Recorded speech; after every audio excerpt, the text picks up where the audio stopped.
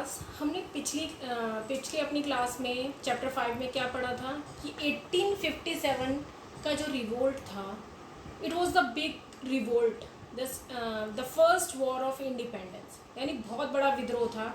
और ये लोगों ने विद्रोह क्यों किया था? क्योंकि लोग बहुत फ्रस्ट्रेट हो गए थे, बहुत परेशान हो गए थे। जो ब्रिटिशर्स ने बहुत सारी पॉलिसीज़ लगाई थी हमारे ऊपर, तो उनसे बहुत परेशान होकर लोगों ने ये रिवोल्ट किया था कि उनको ये होप था, उनको ये आशा थी कि उनकी आवाज़ सुनी जाएगी और उनको आज़ादी मिलेगी। ठीक है, तो therefore it was the first war of independence. इसके लिए कई सारे रीजंस थे, there were various reasons for this revolt. तो उसमें से एक रीज़न यह भी था कि नवाब लूज देयर पावर।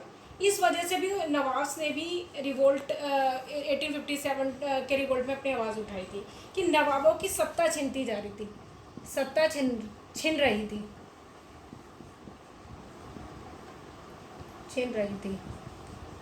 ठीक है।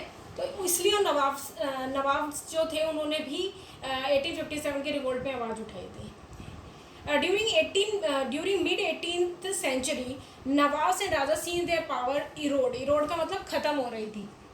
क्यों खत्म हो रही थी? उनकी अथॉरिटी, यानी उनका जो दबदबा था, जो एक राजा का दबदबा होता है और जो एक राजा का ऑनर होता है, इज्जत होती है अपनी प्रजा के बीच में, वो धीरे धीरे ख़त्म होती जा रही थी।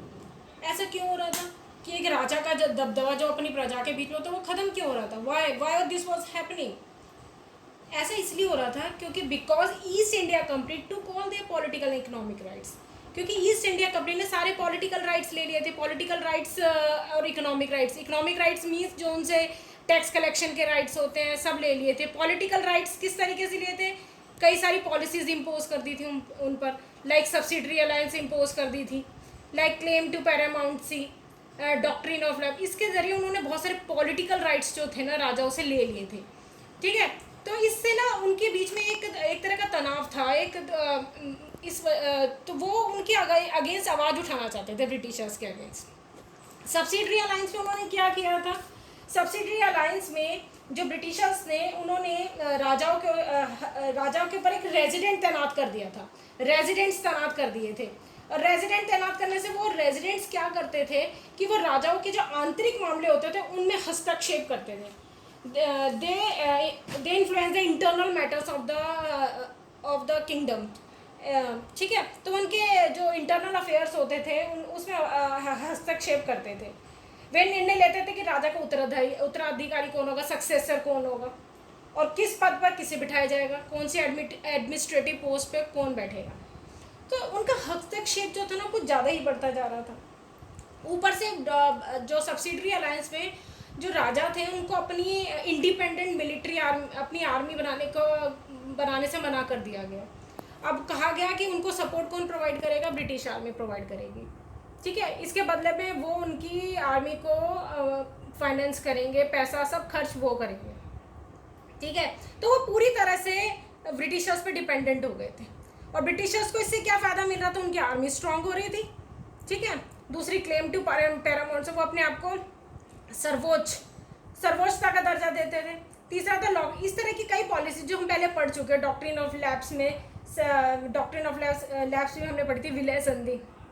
इसमें क्या होता था कि अगर किसी का नेचुरल हेयर नहीं होता था तो जो उनका गोद लिया बच्चा होता था उसको उत्तराधिकारी नहीं मानते थे, और उसका जो राज होता था वो ब्रिटिश सत्ता के हाथ में आ जाता था, ठीक है। तो ब्रिटिशर्स इन पॉलिसीज़ के ज़रिए, इन पॉलिसी के ज़रिए ब्रिटिशर्स का एम्पायर तो एक्सपेंड कर रहा था, लेकिन हो क्या रहा था कि जो लोकल रूलर्स थे उनकी जो पावर थी, सत्ता थी, वो धीरे धीरे कम होती जा रही थी।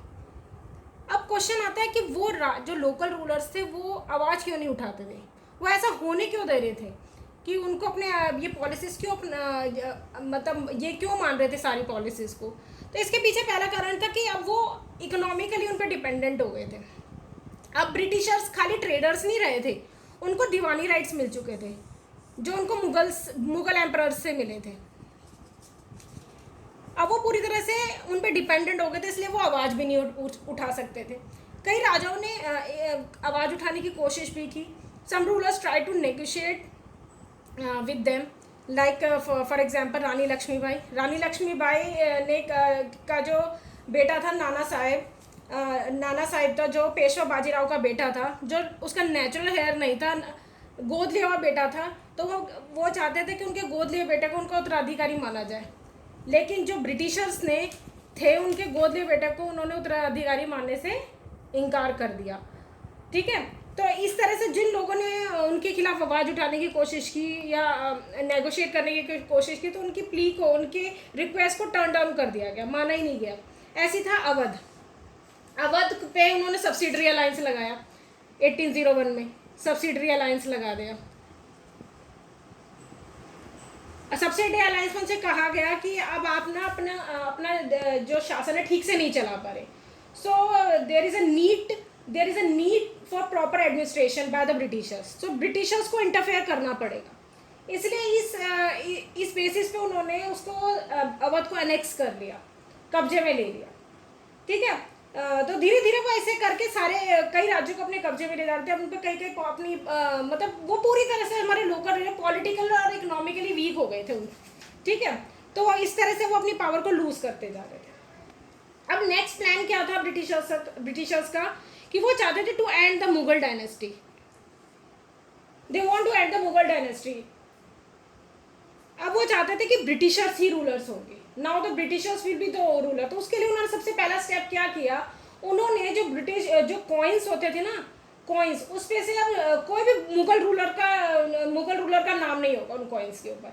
तो ये जो सिंबल होता था, ये शो कर रहा था कि जो अब मुगल रूलर्स की कोई भी सिग्निफिकेंस नहीं रही, यानी अब मुगल रूलर्स जो थे उनकी कोई सिग्निफिकेंस नहीं है।